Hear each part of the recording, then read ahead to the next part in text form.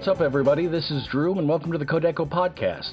In this podcast, we'll keep you up to date with the latest app development tech talk. Now, here's the show. Thanks. This is the Kodeco podcast. Welcome to episode 1 for season 1. This episode was recorded on Friday, the 14th of October, 2022, for release on Thursday, the 3rd of November, 2022.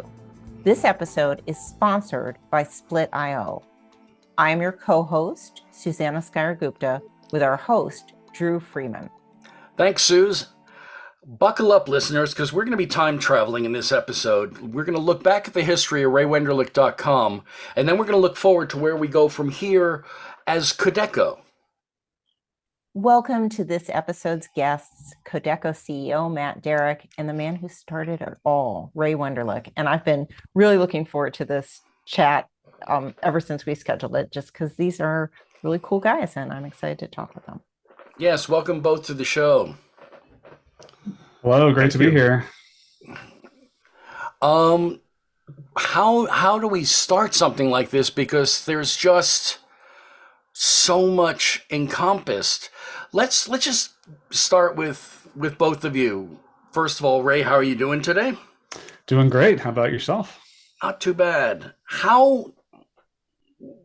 When you're not doing all of the Ray stuff, what do you do for fun? What do you do?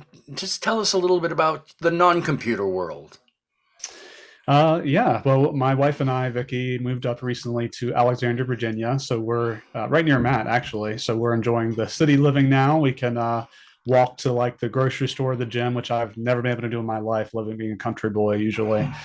So I'm loving that. That's so cool.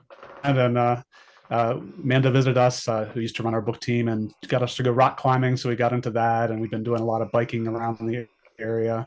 So, staying active, and recently we're back here at our old house trying to get it ready to be Airbnb. So. Nice. Oh, that's exciting. And Matt, how about you?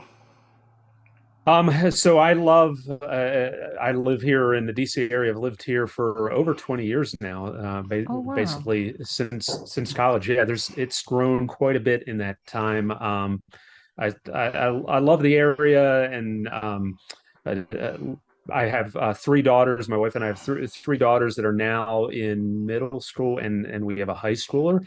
And we spend most of our time being glorified chauffeurs, driving them to and from different practices or orchestra concerts, or trying to coordinate our schedule. Every day is a game of, honey, are you picking up this person? Okay, if so, then I'll pick up that. And that is our life. But we love it. I love sports, so I enjoy that.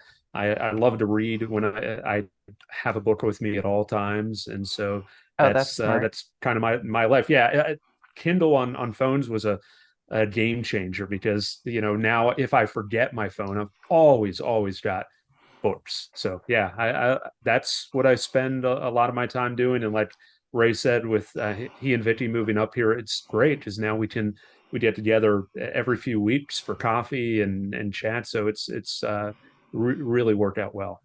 I was just going to say, enjoy the chauffeuring, because if it's high school, that means soon there's going to be driving lessons, and then you're not going to be enjoying 100%. She's our oldest, will be driving within the year. So That's a scary thought.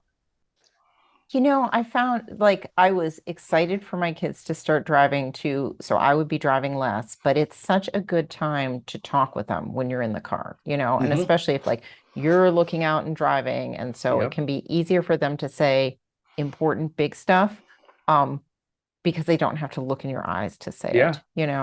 It definitely is. But there's some special time there. I've learned there are times when I love to talk. So I'll be picking up our daughter and how was the day? How was this? And good. Okay.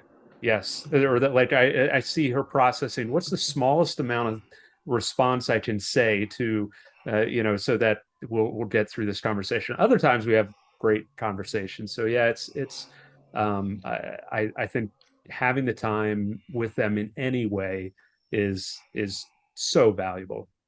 Yeah. Absolutely. So I was going to ask you, so now that this company that was always a remote first, a remote only company, right? So now that you guys live by each other, do you sometimes work in person?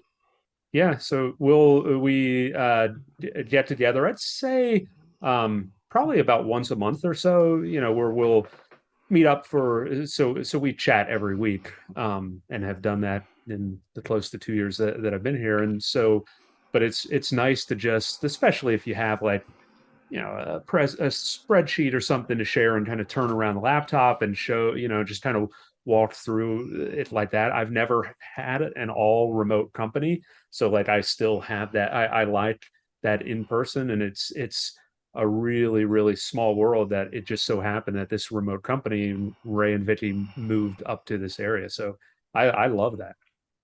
Yeah, that's Yeah, really even cool.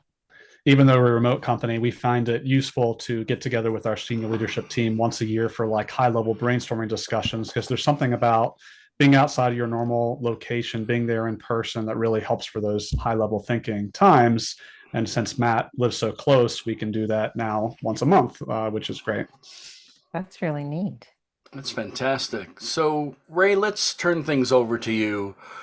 At one point, you were just an engineer with a blog. That's right.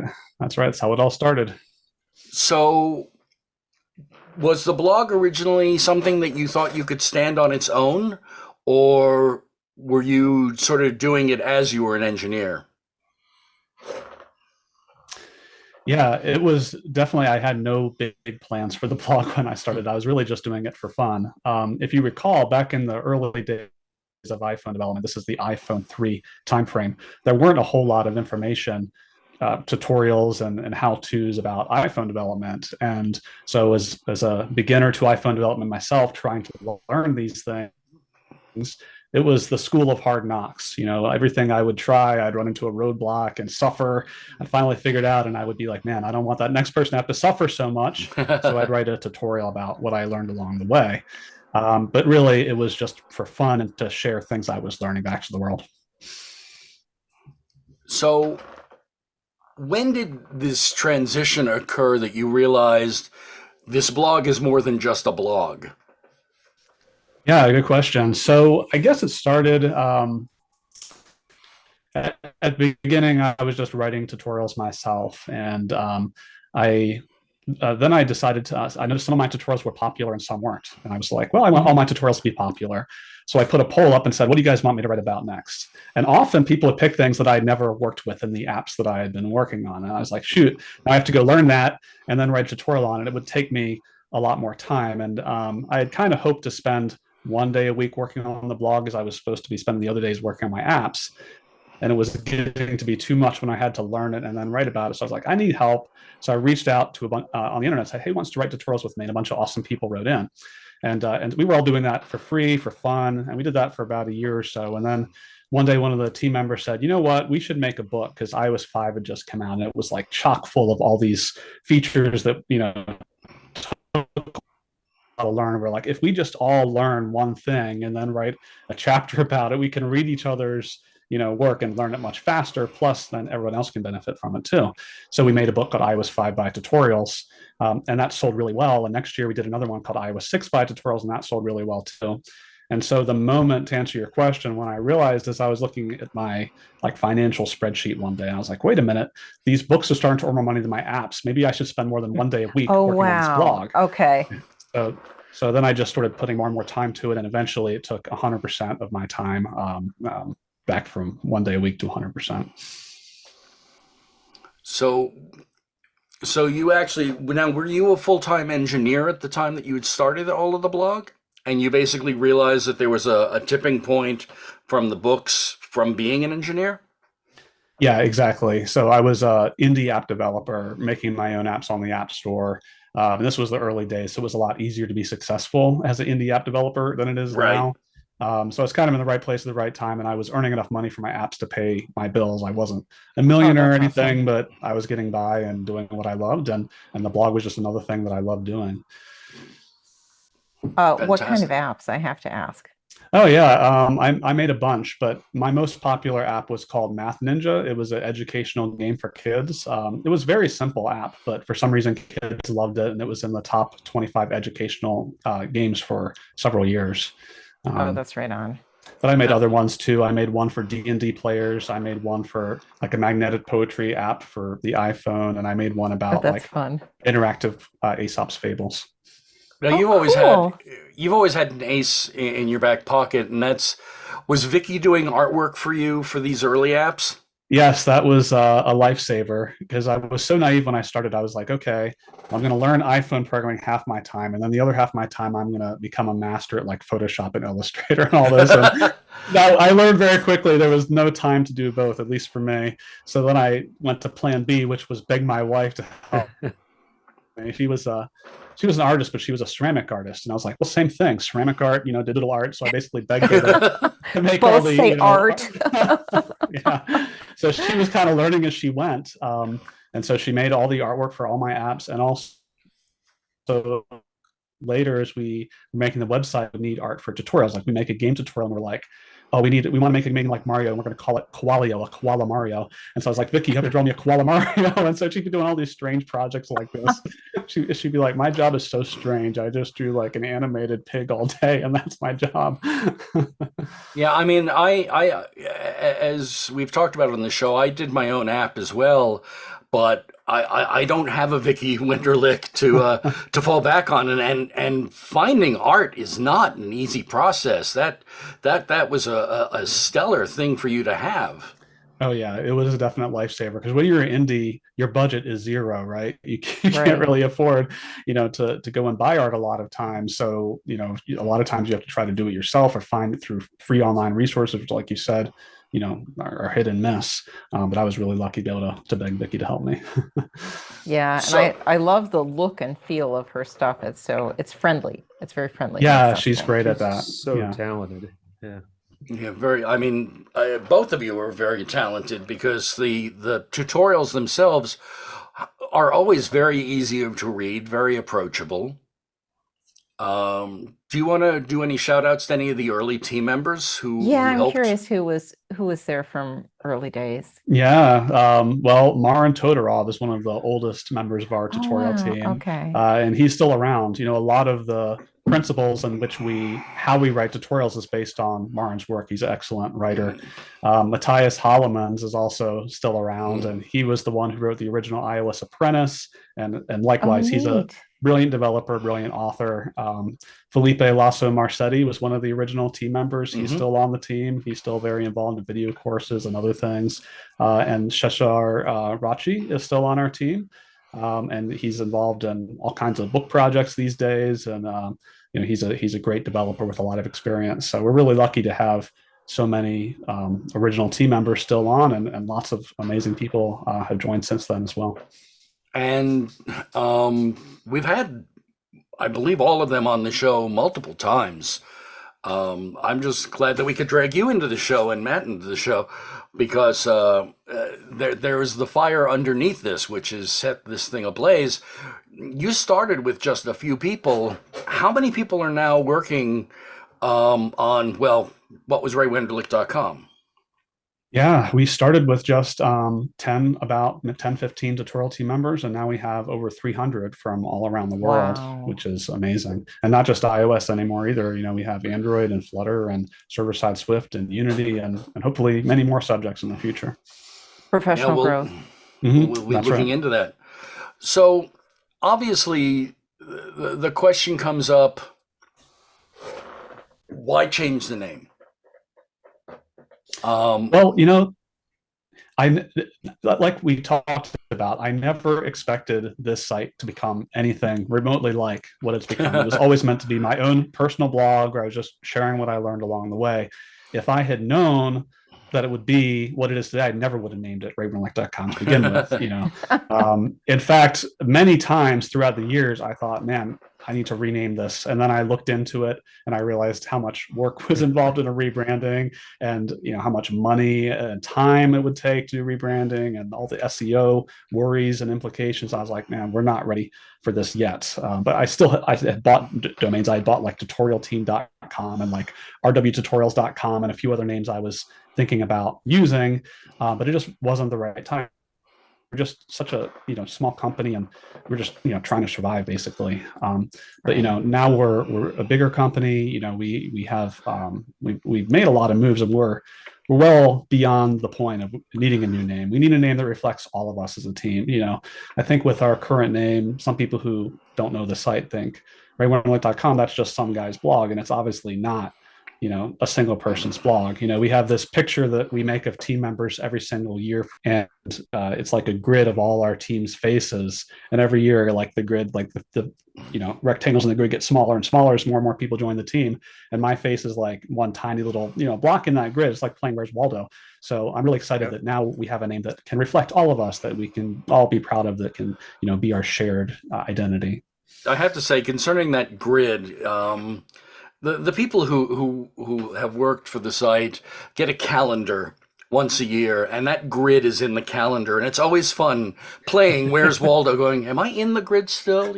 And every year everybody's still in the grid, and it just gets bigger and bigger. And one of the things that I love is that these people aren't in little gridded boxes. These people all communicate with each other all the time. I know so many people from being associated with the site. It's just amazing. It really is. I've had that experience also. I always tell new team members who join our team that we have such a special community. There's something about writing tutorials that must attract nice people or something like that. Because everyone's so genuinely nice, easy to get along with. And it's nice because it's a community that stays with you regardless of where you go in your career. Like a lot of people in our team, and the time they've been on our team, have worked for 4 or 5 different companies, but yet they're still a part of our community, and it sticks with you through all that time, which is special. When what's always just been so impressive for me is that sort of the metaphor of one little box on in a giant grid, but each of the people are just so incredibly talented. Like, I mean, like huge, highly skilled, high level developers in their own right, and at very large companies, and are well known in the community and everything. And Right. any one of those tiny little grids, you're like amazingly fortunate to be able to work with one of them, and we have hundreds. It's like amazing. Like I talk to these every week through a check-in program that we do, and it's just, I mean, it is really, that was one of the first days I was here. I was like, oh my goodness, that person was incredible. And then I talked to the next and the next, and it's just, it never ceases to amaze me. And many of these people come from Fortune, not 500, but Fortune 50 companies Absolutely. Yeah. that they're working for. You've got Yeah. people who are at Microsoft and Apple who work Right. on tutorials. You've got Yeah. I can't even list all the companies that I've heard passed on. I've seen it on like the bottom banner on the site where some of Yeah. the companies were listed, and it's truly amazing. It really is. That to me was probably the most eye-opening thing of all. Like, I knew the core internal team, but just the caliber of the people that we work with, and not just a handful of them, but every single one of them is remarkable. And I feel like that makes it all the more amazing when you as a team member need help, or when somebody out there using our materials needs help, and the person responding, the author or editor responding, is like maybe one of the lead maintainers on a project, or maybe the senior most person at a top company whose name you'd know in working in that technology stack. And they're like, okay, learner, I'm going to help you. I mean, that's amazing to have that access to that level of knowledge. And not just technology. We did the Living by the Code season, where we actually did a lot of soft skills with leaders that aren't necessarily technical engineers. So there's just that outreach as well. Yeah.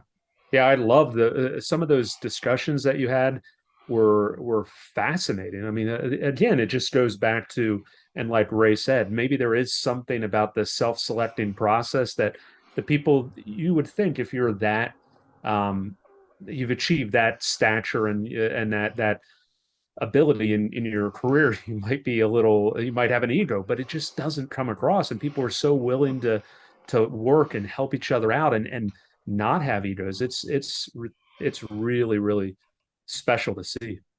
I remember a story that I often relay is that I don't feel sometimes as the most technically. I mean, imposter syndrome is common throughout our trade, but I remember asking a question that I felt was really stupid on one of the shows of one of our technical guests, and I got a note from one of the people that I really admire at the company at the site saying, "I'm so glad you asked that question because it's something I never knew."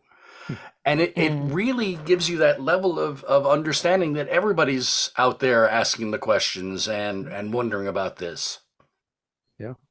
Yeah. I mean, there is the amount of learners that can gain from practical insight from our team members is, I mean, that's really at the end of the day what when I talk to people, what gets them excited is it's helping. They like to learn by figuring out that and putting the tutorials together, but they know it's going to help other people on their programming journey. So So, Matt, obviously, everybody knows Ray Wenderlich's name. Not a lot of people know Matt Derrick's name. You're relatively new to the site. How did you first come in contact and some of this Yeah. hook that you've been talking about?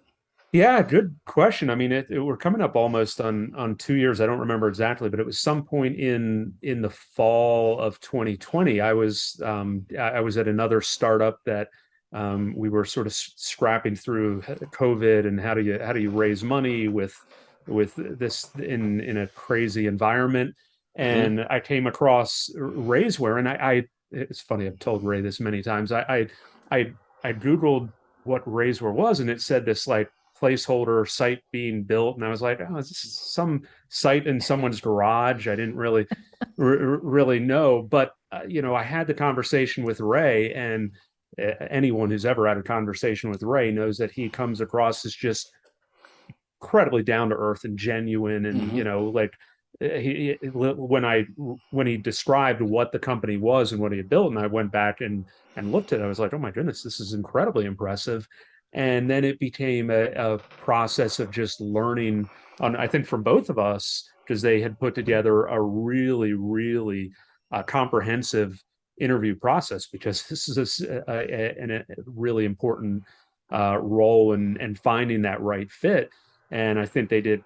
I that to me signaled like this is a serious company that really cares about the people there, because they're so intentional about bringing in the right person, not just technically. And I had a lot of startup background, but the that my personality is going to fit with the people that are here, and my vision and beliefs align with Ray and Vicky's and the other people that have been at the company for a long time.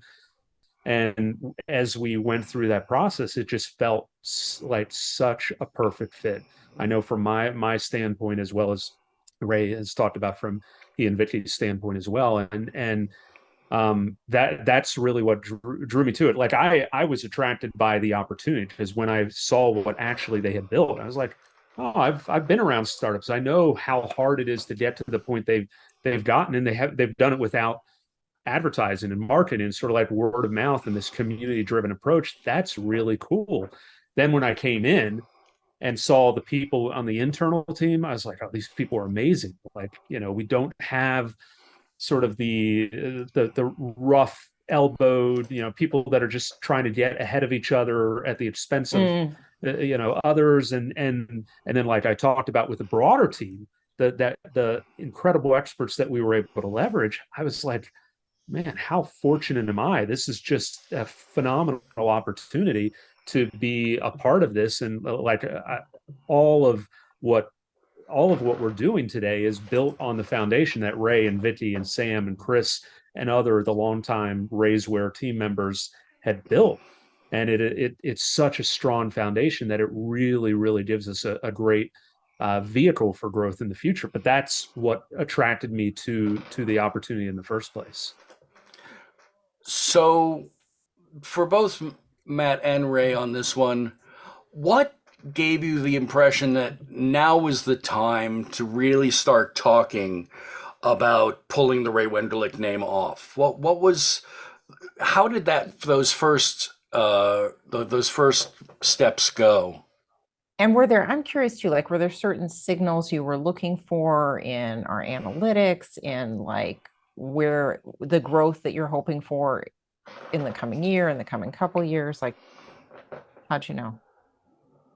Ray, do you want to start and I'll fill in? Yeah, sure. Sorry.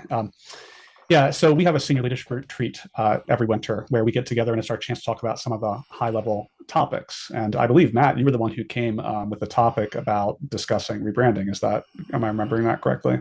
Correct. We usually pull together, I'd say, 3 or 4 big picture topics each year, and this was one. It was one that I didn't I didn't really think or I wasn't sure if we'd get any consensus around. It was certainly probably one of the largest topics to consider. Yeah, but it was one of those topics that we think about every once in a while. So like, is it the time now? No, how about now? Until the and we were running into increasing number of challenges with our name. For example, we just started running a sales team I guess it's been a year and a half or so since we started the sales team. But some companies we were selling, we were getting confused, similar to how Matt was describing. He was confused when he was applying to our company, which is called Raiseware. But the main thing we do is raywenderlich.com. And the difference is very confusing to most people. So we would kind of have been wanting to have whatever our site's name be the same as whatever our company's name is. So that was one thing that started it. But one of the biggest things in my mind, at least, is just we've gotten to be bigger as a company. We're now about 25 full-time people now, and we have more capability to tackle a big project like this. And we had just finished some other real big projects for the site. We had just finished like a big online book reader, which was a big project like the year before that. And we were wondering, what's our big project going to be this year? And we decided on this because, originally I was a little skeptical because, it's quite a big investment of time to do a rebranding like this. But I think it was Matt who brought a really good point. He said, look, we need to do this eventually, and it's going to be expensive and time consuming to do whenever we do it. So why not just, bite the bullet, get it done now, then we can build upon that in the years ahead. So it just felt like the right time. Anything you'd like to add, Matt? Well, I think the only thing to caveat is I think it was Sam from a technical perspective, which was actually really good. I don't think any of us had really kind of thought of it from that standpoint, but Sam said, okay, there's a lot of pages on the site. Like it's going to be Sam Davies, our chief technical officer. He said it's going to be a big task to do this, but it's only going to get larger in the future. So as bad as it is now, it will get worse the longer we put it off. And we were like, yeah, that's a really good point. I mean, it's still, and I think so that combined with Ray's, that we have gotten to the point now where it's not like 4 people doing everything. It gave us the confidence that this is something that we could take on, and that if we need to do this, and if we don't do it now, it only sort of exponentially increases in difficulty as we move forward. So we have to take that time investment now to build stronger for the future.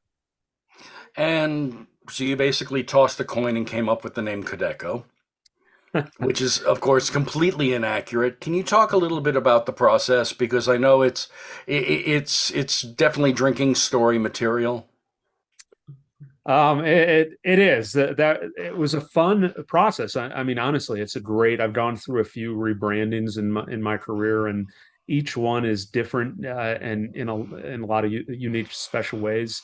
For this, there's a lot of questions around what type of name should it be. We had a name, raywenderlich.com is what we're known for, but that doesn't describe what what the site is unless you know Ray.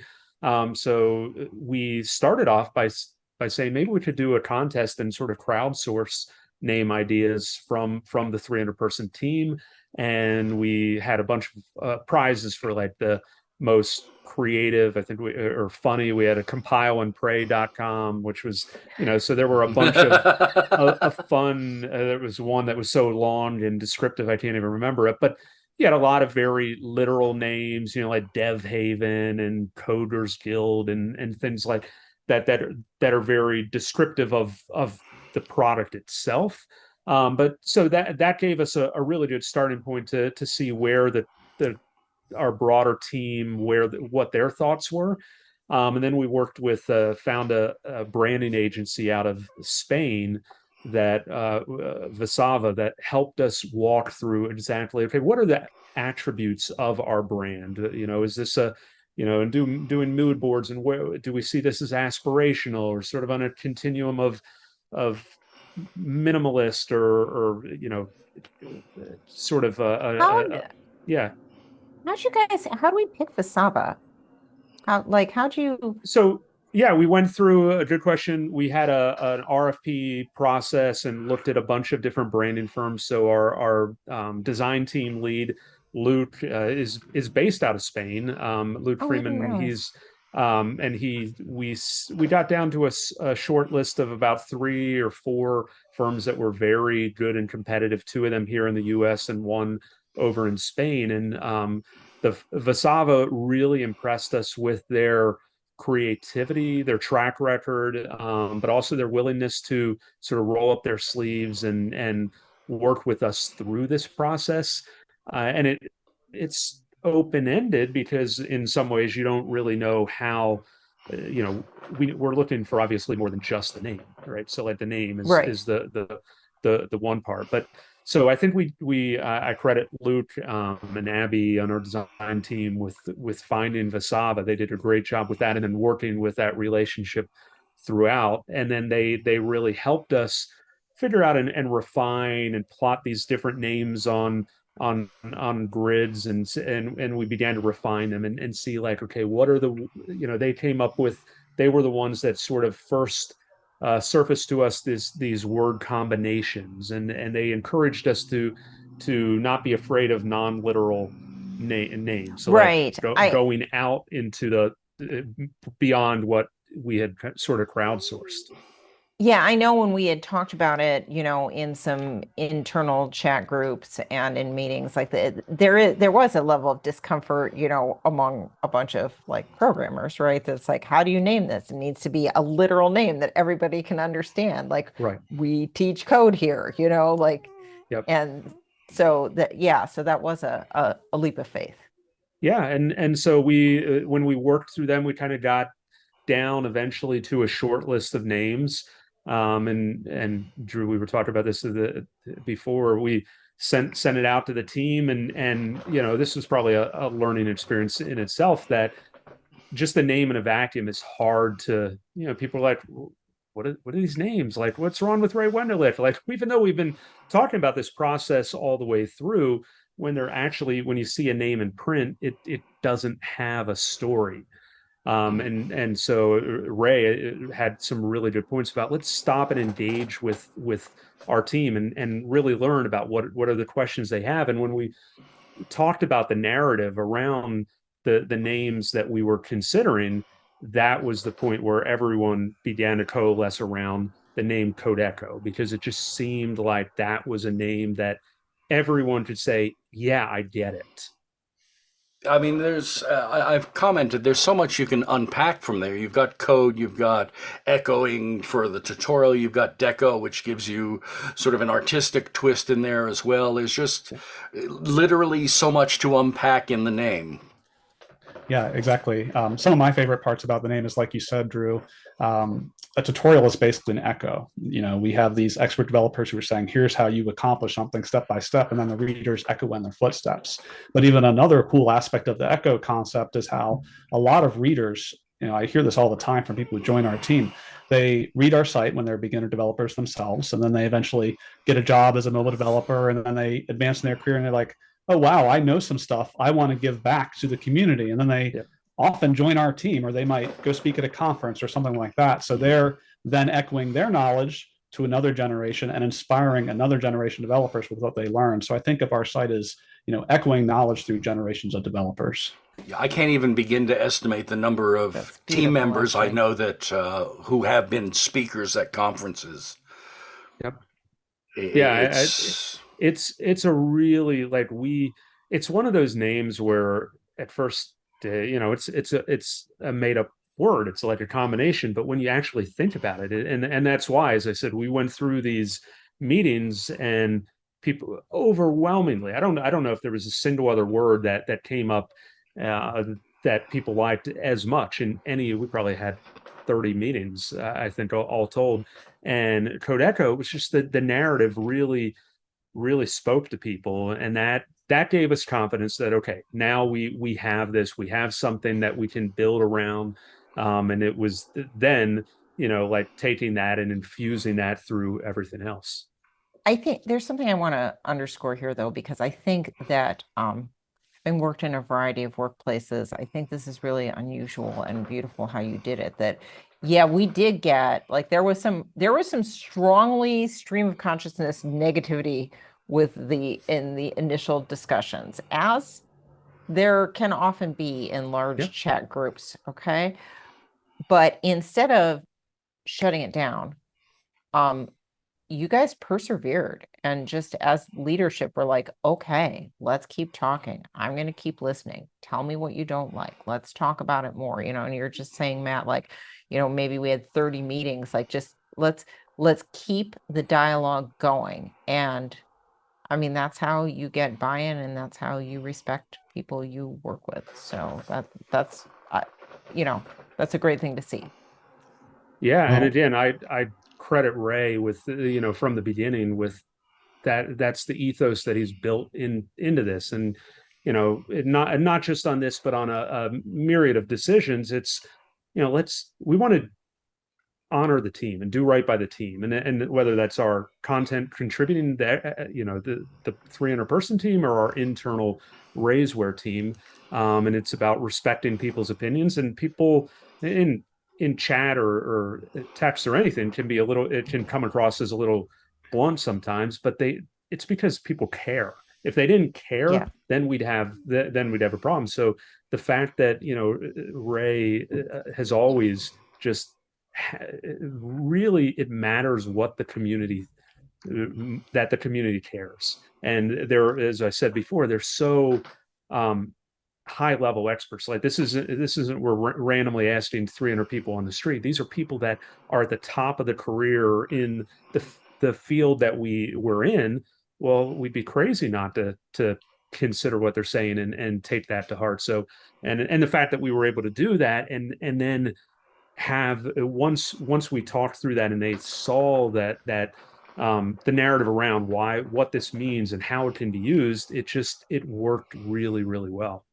now yeah, this our is team is the most important go ahead. thing to us. I mean, the whole reason we're successful is because of our incredible team, of all the great things we've been talking about how nice everyone is, how talented everyone is, how hardworking everyone is, and how much they care about everything, including our name. And so those discussions were a great thing because, if some team members initially were wondering about the name, so would anybody else who encounters the name for the first time. And having those discussions and talking through this name versus that name, why are we choosing this name? What's the reason? What does it mean to us? Really clarified us and gave us a lot of confidence, I think, going into this launch that we have a good name that, our team likes, and I think the community will really like too. Now we've been talking a lot about the name, but this is not just a name change. This is, we used to joke on the old podcast that we're going back to the Emerald Castle.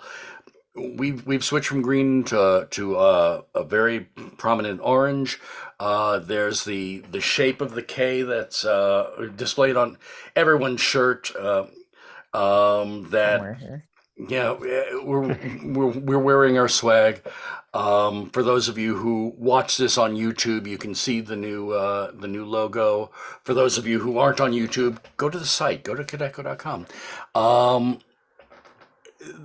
this has required complete changes to the website, complete changes to how we're going to be making documentation look.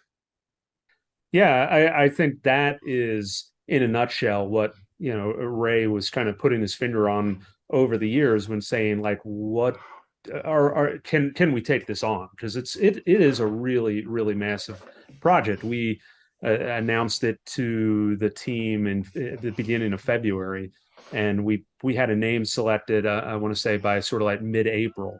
And since then, it has been heads down working on. I mean, the logo was kind of the next thing. And again, I give our design and Vasava design teams and Vasava a lot of credit for how they implemented the echo concept even into the logo. Like you can see that with those modular elements in the letter K.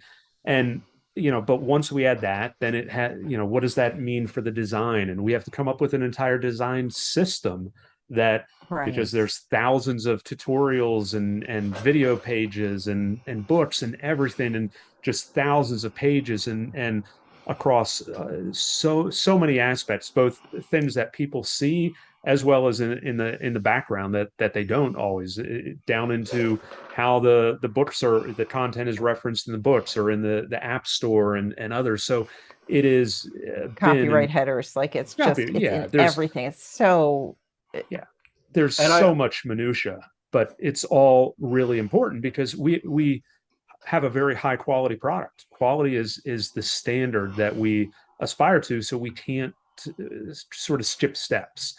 And it's very important that we approach this design in the same professional way that Ray did the very first tutorial back a decade ago. And we have and to give a shout out to our design and engineering team because we have a very small design and engineering team, and the amount of effort that this team put together over just a few months is incredible. We only have 2 It's designers phenomenal. and 5 engineers, and it's incredible how much they've been able to do in such a short time. Yeah, And yeah, this design language that has formed out of this K logo, we're in a podcast. We can't really go into the visual details, but it's a beautiful 3-square method of saying it's this platform, it's this type of tutorial, and it's this type of level. It's very simple. It's going to take some getting used to, but it's still a very beautiful design. It's very elegant. And I like a think very it's gonna. clean professional way of conveying yeah. with the semantics built in of conveying what it is you're about to Yeah, learn and from. I again, not to trumpet him in too much. It actually may be worthwhile to have Luke on one of these I podcasts, but was just thinking that as you were saying this, it would be great to have Luke on. I've been very fortunate to work with a lot of really talented designers in my career. But what I really appreciate about Luke is the philosophy behind the design, and he really took this on as the opportunity to look at everything again from sort of the ground floor. And does this make sense? How do we present this content, and how do we build this design system? And every piece fits together. And I think, well, not only is that very extensible for us as we move forward into potentially new and exciting directions, but it also allows hopefully to have that clarity. Or if there were questions before, people, if they're not familiar with our site to begin with, this is more intuitive. It's a design departure, so it clearly there will be education that we'll have to do for the users. But I think it's going to build a much stronger framework from a design standpoint. And again, Luke, Abby, and Vasava get just a ton of credit for that. I love Luke's work. In the past season of the podcast, Luke did the circuit board logo for the podcast, Oh, which I absolutely adored because it was just a great backing logo for the podcast. So Luke does amazing work. We'll see if we can get him into the show this season, because we're gonna be talking to some other folks throughout the season about some of these changes that are going on and some of what has gone into it. Now, I want to stress it's the same people. It's the same group. I think one of the things, the phrase that I've heard is Kodeco is the new Ray Wenderlich. Yeah. And I think, Drew, that's a really, really good point, because we want to, it is the same. The content has a new shiny new wrapper, but the heart of it, how the team, how we go about creating content, the values that we aspire to, like I just talked about, high quality content, none of that is changing. And I think in a rebrand, sometimes that is the fear. Like people are going to show up day one after we launch and be like, what happened? Did you guys get bought? Like what? No, Mhm. Yeah. this is actually just the next iteration of Wenderlich.com. And I think uh, people that will people will learn that over time. But I think that's a really, really important point, because we want people to know that this isn't, while the house has a uh new coat of paint on it, it's still the same rooms that you know and love. The content is there. We're still aspire to the same things. We want to hopefully grow and do different things in the future in addition to that, but it's still exactly the same thing that people have known and loved. Yeah. So I was gonna. if any subscribers are listening, don't worry. In your subscription, you still have access to every single book, every single video course, every single article you always did. The site may look a little different, but it's still the same content. Yeah. You bought it, you got it. So this has been a heck of an undertaking for 2022. And so much has popped up. I mean, we've really grasped onto Unity this in the past year or two, server-side Swift, Flutter. This is not a company that is going to just say, well, okay, now we can sit back and just do tutorials again. Can you talk about some of the things that we may be seeing, or some things that may start happening now that the company Kodeco is going to continue to do? Yeah, it's a great question. And that's what I'm really excited about, is sort of what this positions, because a rebrand in and of itself is doesn't mean much beyond just the ability to show people something new. What I get excited about, and internally our team, is everything that this gives us the opportunity to do. We've started in that direction already. This fall we piloted some initial our first boot camps for iOS, Android, and Flutter with different cohorts, and some of our team have been mentors on those, and those have been great for obviously the people in the boot camps themselves, so the students in those, but have been really helpful for us as an organization to see how how does the content that we have map to a different style, because boot camps are especially the live sessions and things are not as much self-directed. You have someone helping you learn. So I think that has been very good. And again, the high quality content lends itself to that, because if you've got top experts and top content, you're going to learn better. So I think Right. that's been a good important step in the direction.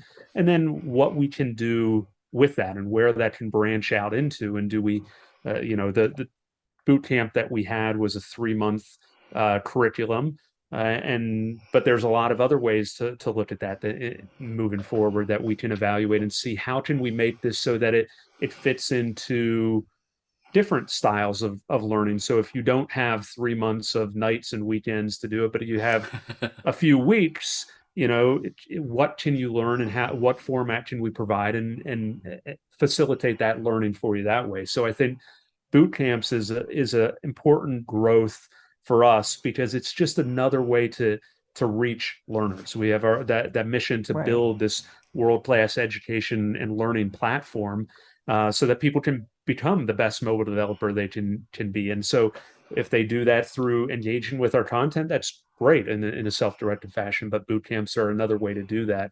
Another thing that you're going to see us doing in the beginning in 2023 are incorporating learning assessments into our Mm, content, because Mhm. it's there's again a spectrum of learners, and some people are very kind of self-driven and know, hey, I've finished this book, I finished this video series, I've got it, but other people, if you're not sure, or you want to be able to demonstrate, did I really learn this, to be able to have, whether it's summative, formative. We hired in this spring a head of content who comes from a very strong ed tech background, and Janet brings a lot of perspective from that education side on how do we Right.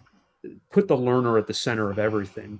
And so assessments will help us do that. And assessments lead to things like certifications, Hmm. so that once you have this, how do you show people that you've achieved some level of understanding over this? And those certifications have to be rigorous, because everything that we do has a quality standard to it. We're not just giving you a badge when you finish the course. That we want these to mean something and be meaningful from that standpoint. Um, and then learning assessments also can help inform as people come in the front door.